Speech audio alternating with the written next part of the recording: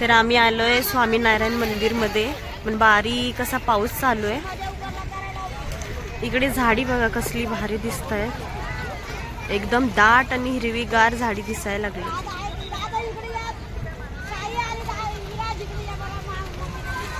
कसलं भारी वातावरण झालंय।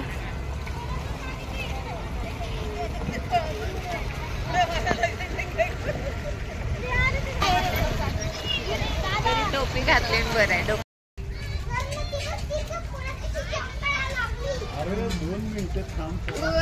पाऊस जाऊ दे।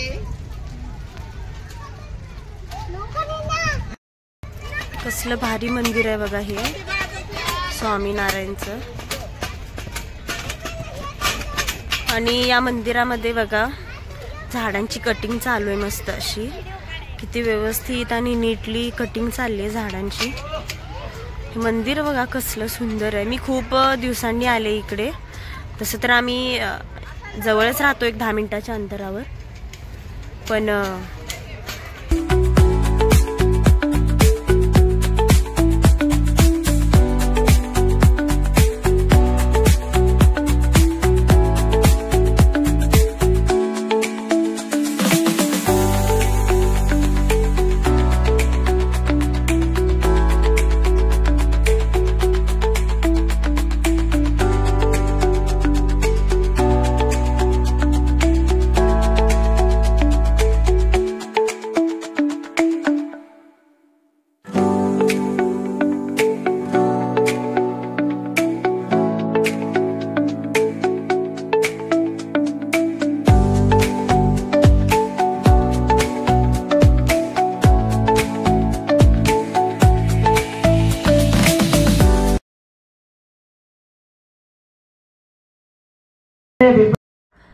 हॅलो नमस्कार, मी नंदिनी, स्वागत आहे तुमचं माझ्या अजून एका नवीन ब्लॉग मध्ये।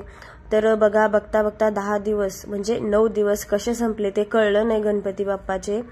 आणि गणपती जायच्या आदल्या दिवशी आमच्या इथे सत्यनारायणची पूजा होती आणि संध्याकाळी आरती झाली आणि त्याच्यानंतर सगळ्यांसाठी महाप्रसादाची व्यवस्था केलेली होती। तर मी थोडंसं मेनू दाखवण्याचा प्रयत्न केलाय थोडंसं, कारण भरपूर असे म्हणजे अख्ख्या सोसायटीमधल्या सगळ्यांना आमंत्रण असतं ना, तर सगळे आलेले होते, खूप सारा गोंधळ पण चालू होता इथे।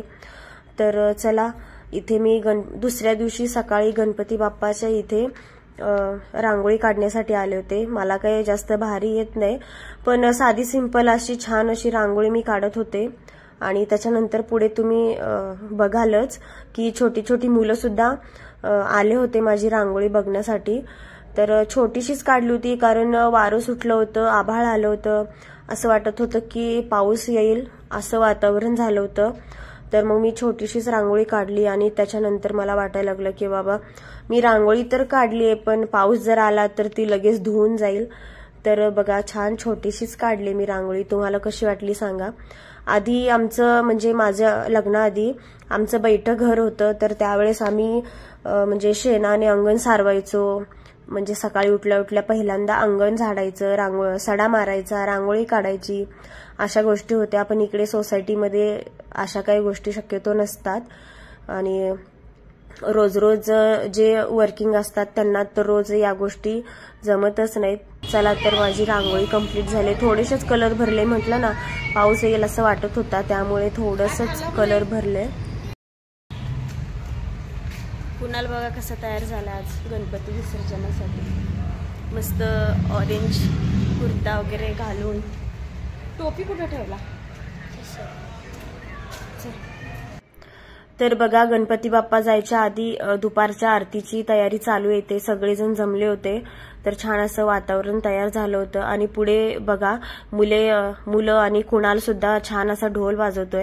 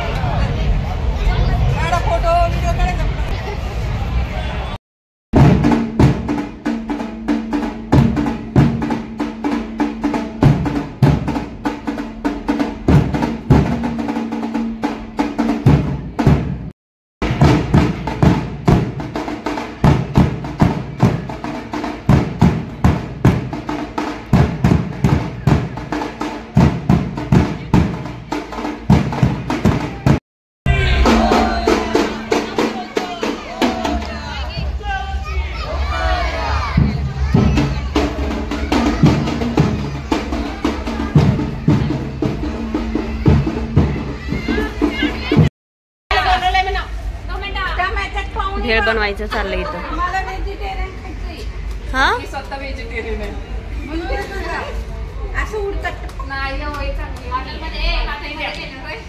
भेळ बनवायला लागलेत सगळ्यांसाठी. हा सांगायचं आमचा आम्ही घेतो.